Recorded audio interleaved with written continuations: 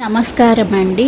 మీరు ఎప్పుడైనా సరే మీ ఇంటి నుంచి ఏ పని మీద బయలుదేరినా కానీ, ముఖ్యమైన పనులను స్టార్ట్ చేయాలి అన్నా కానీ, పిల్లలు చదువులను స్టార్ట్ చేయాలి అనుకున్నా కానీ, టైంలో ఎప్పుడూ కూడా 40 నిమిషాల నుంచి 50 నిమిషాల వరకు ఉన్నప్పుడు దాన్ని స్టార్ట్ చేయకూడదన్నమాట.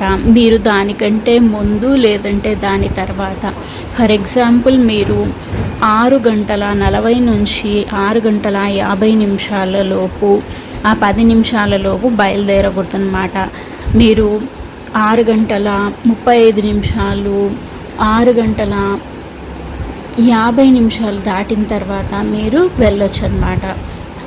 అలాగే 7:40 నుంచి 7:50, 8:40 నుంచి 8:50 అలా బయలుదేరొద్దండి.